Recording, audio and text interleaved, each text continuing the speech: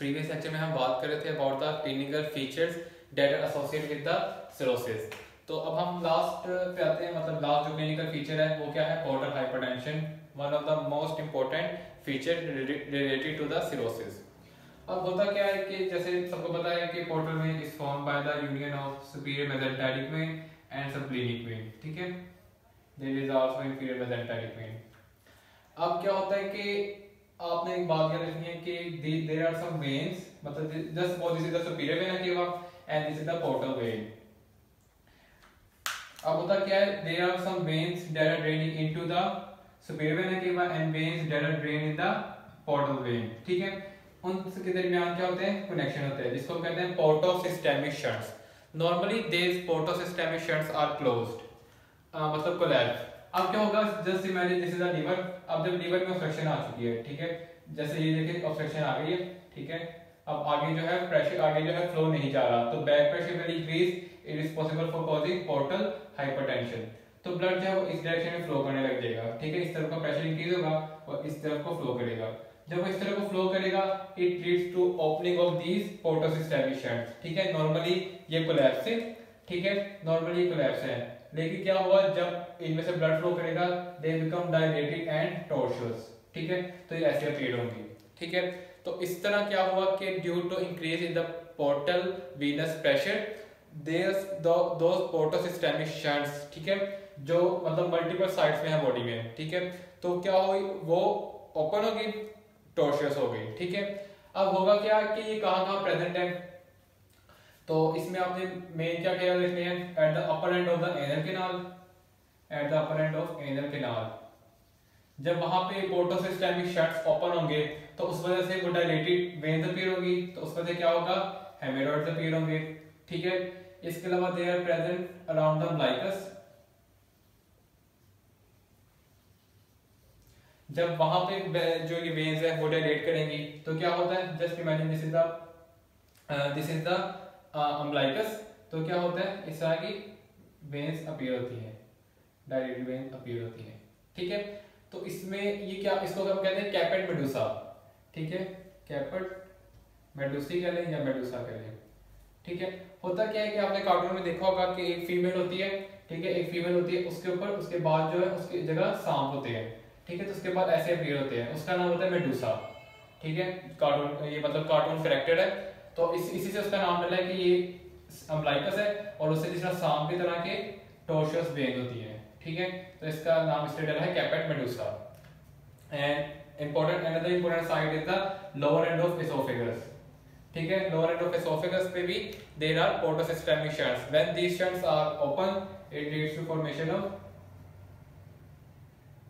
Gastric कह लें, या इसको मतलब ज्यादा सही रहेगा एसोफेजियल वेरिसिस, ठीक है। तो due to opening of portosystemic shunt around the at the upper end of anal canal, there is formation of hemorrhoids. Around the umbilical there is formation of capillary medullae, and at the lower end of esophagus there are formation of esophageal varices, ठीक है।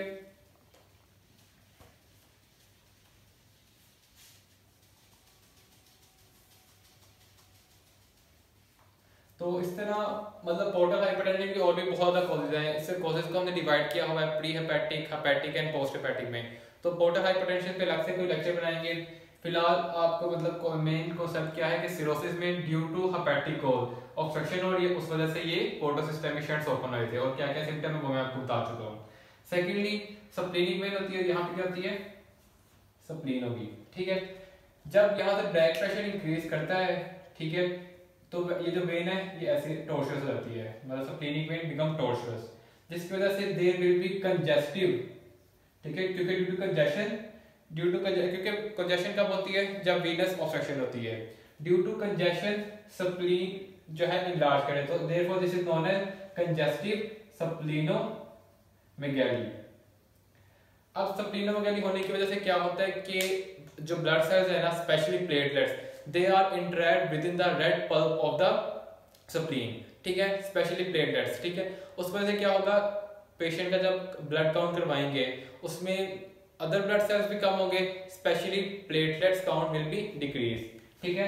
Platelets begin to interact in the spleen, in the red pulp of spleen leading to decrease in the platelet count. तो these are the some points related to the portal hypertension. तो इस तरह clinical features को जैसे मैं आपको बता चुका हूँ कि आपने डिवाइड करना है। सबसे पहले उसके स्टोर सिंथेसिस फंक्शंस क्या होंगे, वो डिक्रीज हो गए। उसने अमोनिया को कन्वर्ट करना था, अमोनिया कन्वर्ट यूरिया में कन्वर्ट नहीं हो रहा, अमोनिया का लेवल इंक्रीज कर गया, तो उस वजह से हेपेटिक इनकैफ होगी जो मैं आपको पहले समझा चुका हूँ। इसके अलावा कोएगुलोपैथी होगी, इसके अलावा एल्ब्यूमिन का लेवल कम हो गया। अब ब्लड प्रेशर जब यहाँ पे मतलब उसमें एल्ब्यूमिन का लेवल कम होने की वजह से एसाइटिस होगी, ठीक है, मैं आपको बता चुका हूँ। फिर आपने उससे कन्वर्जन के मैकेनिज्म देखे, कन्वर्ट उसने करना था ग्लूकोज को, वो नहीं कर रहा, और ग्लाइकोजन को ग्लूकोज में, वो नहीं कर रहा।